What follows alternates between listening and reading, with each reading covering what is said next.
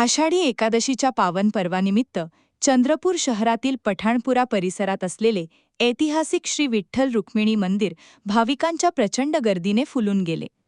पहाटेपासूनच विठ्ठलाच्या दर्शनासाठी भाविकांनी मोठ्या संख्येने मंदिरात हजेरी लावली।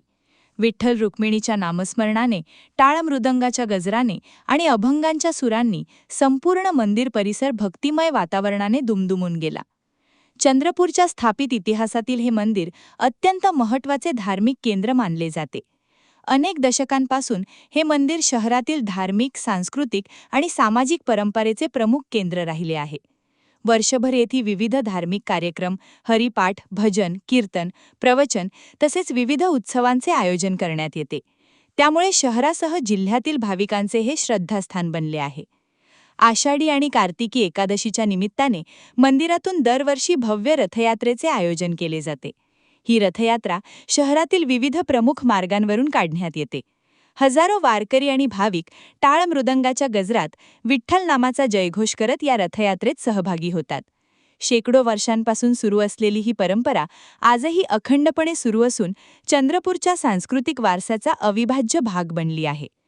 दरवर्षी मंदिरात येणाऱ्या भाविकांची संख्या वाढत असल्याने उत्सवाच्या काळात कायदा सुव्यवस्था, स्वच्छता, पिण्याच्या पाण्याची व्यवस्था, पार्किंग आणि इतर मूलभूत सुविधांवर मोठा ताण येतो।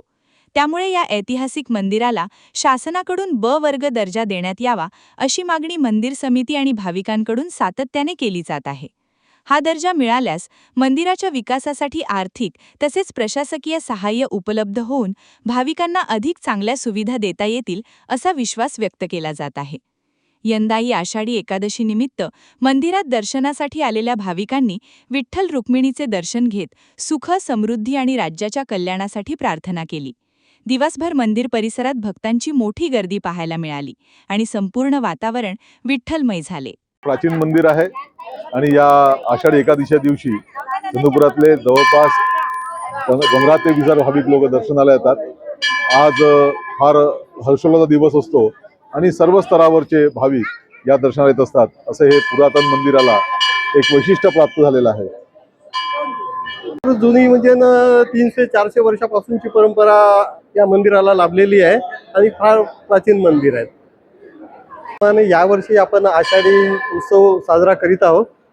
दरवर्षी सुद्धा भाविकांची गर्दी होती। यावेळेस सुद्धा विशेष म्हणजे आम्ही वेगळी व्यवस्था केली आहे। पाण्या पावसाचा रंग पाहून त्यांना भाविकांना त्रास व्हावा नाही म्हणून आम्ही वरून व्यवस्था केलेली आहे दर्शनाची।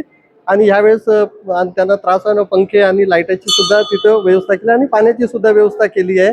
आणि त्यांना रामकृष्ण हरी। आषाढी एकादशी निमित्त सर्वांना खूप खूप शुभेच्छा। विठ्ठल मंदिर प्रभागातील सर्व जनतांना तसंच पूर्ण चंद्रपूर शहरातील जनतेला आषाढी एकादशी निमित्त सर्वांना खूप खूप शुभेच्छा देते।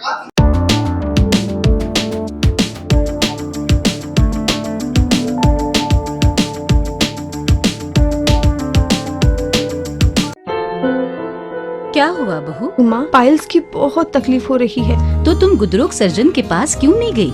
देखो, जैसे हार्ट के लिए हार्ट स्पेशलिस्ट, ब्रेन के लिए ब्रेन स्पेशलिस्ट, तो पाइल्स के लिए पाइल्स स्पेशलिस्ट क्यों नहीं? स्त्री हो या पुरुष, टॉयलेट में तकलीफ केवल पाइल्स ही नहीं और भी कई प्रकार के गुदरोग तथा कैंसर भी हो सकता है। इसीलिए इसकी प्रत्यक्ष जांच जरूरी है।